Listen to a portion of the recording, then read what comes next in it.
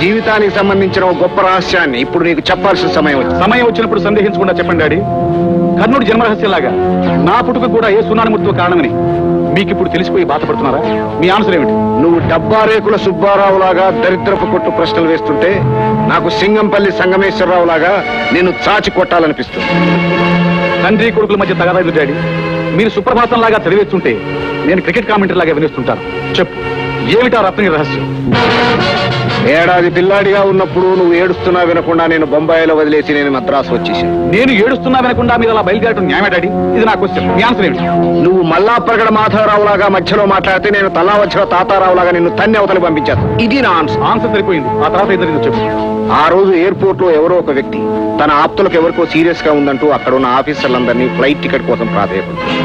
అయినా టికెట్ దొరకలేదు. అతన్ని చూసి నాకు జాలి వేసింది. జాలి మీకా?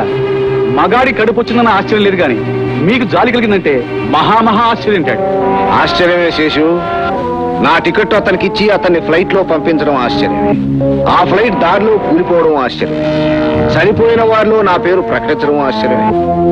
అయితే అప్పటి నుంచి లోకం దృష్టిలో నేను చనిపోయి అడ్డదారి తొక్కుతూ అప్పాపురం జమీందార్లా హాయిగా బతుకుతున్నాను. చూసారా మరి, పాపాత్మలకి పొలిటీషియన్స్ కి దీర్ఘాయుష్ కలుగుతుంది అనడానికి మీ పాపిష్టి జీవితం ఉదాహరణ కదా. నువ్వు నోరు మూసుకుని కళ్ళు తెరుచుకుని ఈ ఫోటో చూడు. ఎవరిది ఫోటో? చూడడానికి ఏముంది? ఈవిడ మా యజమానురాలు సావిత్రం గారు. ఒరేయ్, తాటిపూడి తాగుబోతు కావందరా మాట్లాడు. ఇది యజమానురాలు కాదు, పని మనిషి. ఒకప్పుడు మన ఇంట్లో పనిచేసిన పని మనిషి.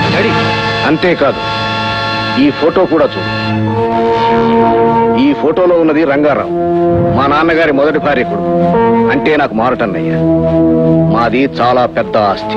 నువ్వు మేనేజర్ గా పనిచేస్తున్న 5 స్టార్ హోటల్లోను, సింగపూర్ లో ఉన్న హోటల్ రిడ్జ్ లోను, అమెరికాలో ఉన్న రాక్ క్యాజిల్ లోను, స్విట్జర్లాండ్ లో ఉన్న hotel honeymoon loan, and Paris లో ఉన్న హోటల్ గ్లోరీలోను మనకు సగం వాటా ఉంది. మా అన్నయ్యను వాడి కొడుకు రాజాబాబును చంపి ఆస్తి చేజిక్కించుకోవాలని సరదా పడ్డాను. మా అన్నయ్యను చంపేశాను. మా అన్నయ్యను రక్షించడానికి అడ్డం వచ్చిన నౌకరు భీమన్నను కూడా చంపేశాను. ఆ భీమన్నగాడి భార్యే నువ్వు యజమానురాలనుకుంటున్న సావిత్రి. ఆవిడే చిన్నబాబును రక్షించి రహస్యంగా విదేశాలకు పంపించింది. వాడెక్కడున్నాడో, ఏ దేశంలో ఉన్నాడో నేను ఎంత ప్రయత్నించినా తెలుసుకోలేకపోయాను. వాణ్ణి ఈ ఆస్తికి వారసుని చేయాలని ఆవిడ ఆశ. నిన్ను ఈ ఆస్తికి వారసుని చేయాలని నా ఆశ. డాడీ, ఇంతగా నేను చేయమంటావు? ఆ రాజాగాడు ఈ దేశంలో అడుగుపెట్టి గద్దెక్కక ముందే వాడి ప్రాణాన్ని నువ్వు గద్దలా తనుక్కోవాలి.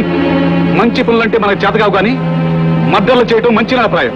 ఇది నా ఆన్సర్. మళ్ళీ ఎందుకురా నాకు ఫోటోలు తీయడం? నేను ఆ దగా చంద్ గారి పిల్లం కలిసి ఉంటే చాటు నుంచి ఉండి తీసావు ఫోటోలు. అది కడగలేదండి. కడగాలేదా? కడిగి ఉంటే ఈ పట్టి నేను ఉచ్చి పారేది. ఫిల్మ్ ఎక్కడ? కెమెరా ఎక్కడ?